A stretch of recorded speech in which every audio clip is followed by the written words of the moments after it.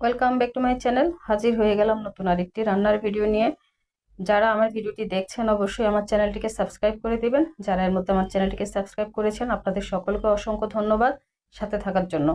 আমি যে এই রেসিপিটা আজকে করছি এইভাবে চিংড়ি ভুনাটা কিন্তু একদম সাধারণ ঘরোয়া উপকরণে করেছি, কিন্তু খেতে অসাধারণ হয়েছে। চলুন দেখে নেই আমি কিভাবে করেছি। একটা প্যানে দিয়ে দিলাম কিছুটা তেল, তেলের মধ্যে দিয়ে দিলাম একটা আস্ত রসুন কুচি। রসুন কুচিটা একটু ভেজে দিয়ে দিলাম দুটো বড় সাইজের পেঁয়াজ কুচি, অর্থাৎ হাফ কাপ পরিমাণ হবে এখানে। এটাকে একটু ভেজে নিচ্ছি।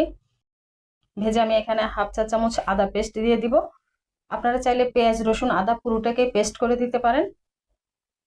যখন পেঁয়াজ রসুনটা ভাজা হয়ে গেল ব্রাউন হয়ে, তখন দিয়ে দিলাম একটু পানি। পানি দিয়ে শুকনো উপকরণগুলো দিয়ে দিচ্ছি। দিয়ে দিলাম হাফ চা চামচ হলুদের গুঁড়ো, 1 চা চামচ মরিচের গুঁড়ো, 1 চা চামচ জিরার গুঁড়ো, 1 চা চামচ লবণ দিয়ে পুরো মশলাটাকে আমি পানি দিয়ে কষিয়ে নিলাম।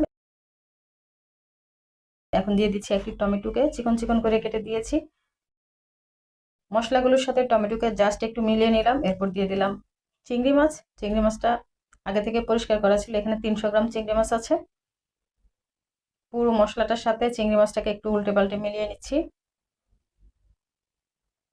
এখন আমি এটাকে ঢেকে 5 মিনিট রান্না করব। 5 মিনিট পর ঢাকনা তুললাম, দেখেন চারপাশে তেল বের হয়ে আসছে এবং চিংড়ি মাছটা কিন্তু পুরো শুকিয়ে যায়নি, এখনো ভিজা ভিজা আছে।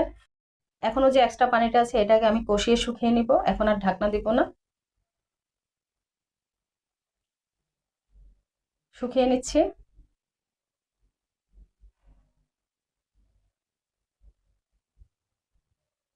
পুরো পানিটাই দেখেন শুকিয়ে গিয়েছে। এখন আমি দিয়ে দিচ্ছি টক দই। এখানে 1.5 টেবিল চামচ টক দই আছে।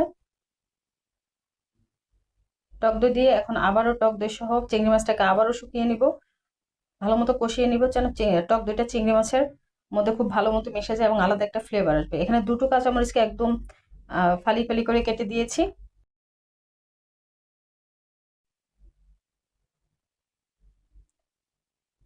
একটু শুকিয়ে আসার পর উপরে কিন্তু আমি দিয়ে দিচ্ছি একটু ধনিয়া পাতা কুচি। ধনিয়া পাতা কুচি না হলে কিন্তু কোনো প্রবলেম নেই। তো এরপর আমি আমার রান্নাটা কমপ্লিট, চুলাটা বন্ধ করে দিলাম। এখন আমি এটাকে একটা ডিশে পরিবেশন করছি। এখানে ঘরোয়া উপকরণগুলি ব্যবহার করেছি, তেমন কোনো এক্সট্রা উপকরণ কিছুই ব্যবহার করিনি, কিন্তু ওই যে টক দই দিয়েছি এর জন্য এর ফ্লেভারটা এবং টেস্টটা অনেক বেশি হয়েছে। তো এভাবে আপনাদের যদি ভালো লেগে থাকে অবশ্যই বাড়িতে সবাই ট্রাই করবেন। আশা করি সবারই ভালো লাগবে। ধন্যবাদ সবাইকে আমার সাথে থেকে সম্পূর্ণ ভিডিওটি দেখার জন্য। ভিডিওটি যদি আপনাদের একটু ভালো লেগে থাকে তাহলে অবশ্যই লাইক কমেন্ট শেয়ার করে পাশে থাকবেন এবং আমার চ্যানেলটিকে সাবস্ক্রাইব করে দিবেন।